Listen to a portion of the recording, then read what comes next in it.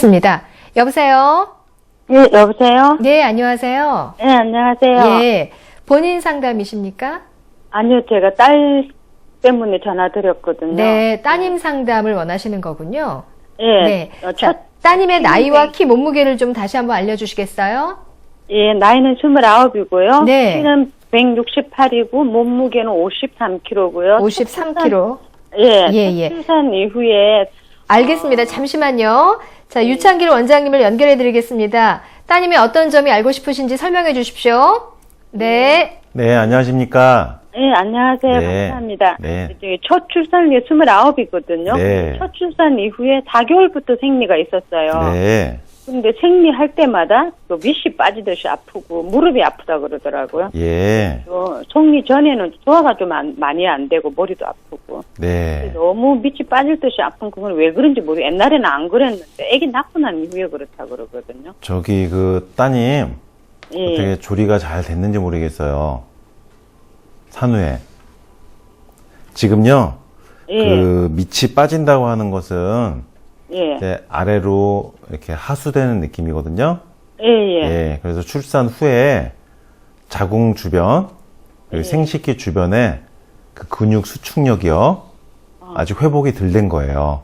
그러니까 아직 출산 후 지금 회복이 지금 좀 덜 된 건 아직 8개월 되셨다 그랬죠? 따님이? 아니 애기는 이제 첫돌 됐어요. 아기는 돌 됐고, 애기는 예. 돌 됐고. 그러면 이제 약간은 시간이 지났는데 그래도 아직은 늦지는 않았습니다. 아직은 좀 조리를 해줘도 되는 시기가 되겠어요. 이런 경우는. 그러니까 밑이 빠지는 것은 우리가 그러니까 할머님들 잘 아세요. 저기 연세가 80이나 70 되시는 할머님들은 잘 아시거든요. 빠진다 그래요, 실제로. 예, 예. 그래서 그 진료받으러 오신 할머님 중에서 그 보면은요, 실제로 빠지신 분을 보면요, 밑으로 정말로 나와 있어요. 그것은 뭐냐면요, 나이가 들어가면서 우리 사람의 얼굴도 그렇고요, 얼굴도 이렇게 내려와요, 점점. 우리 사람이라는 것은 나이가 들면 모든 조직이 수축력이 떨어지고요, 잡고 있는 힘이 떨어지면서 이렇게 밑으로 처져요. 예.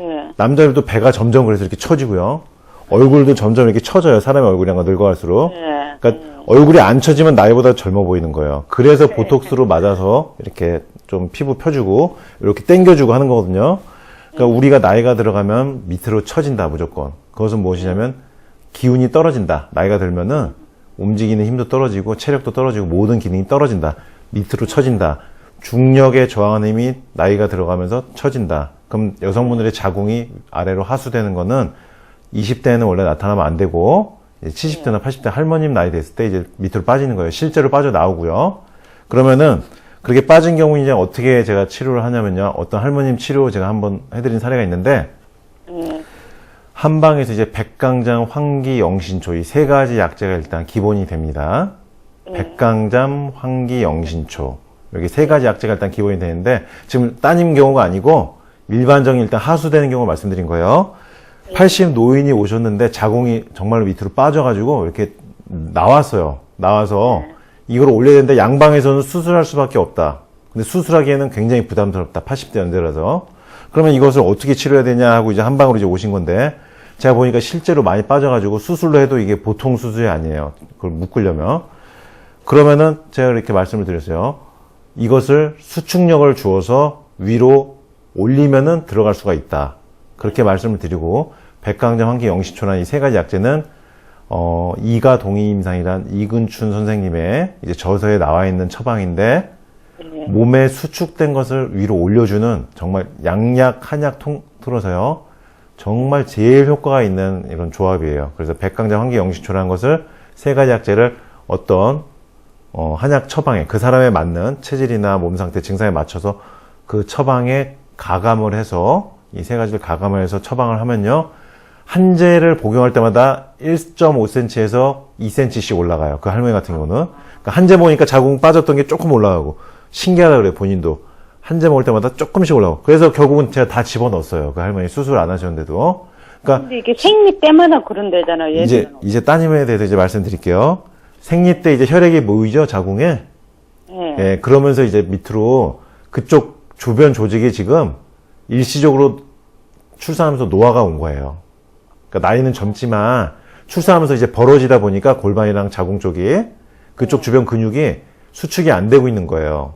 그러니까 산후조리가 아직 완벽하게 안 된 상태에서 생리가 나오면 예. 그렇게 밑으로 빠지는 느낌이 들면서 본인은 굉장히 힘듭니다. 그래서 지금 따님분 같은 경우도 우리가 일반적으로 산후조리를 할 때 어혈을 일단 제거를 합니다. 오로라 해서 출산 후에 남아있는 자궁 내 불순물들, 어혈 덩어리들을 이제 배출을 하는 치료가 1단계고요.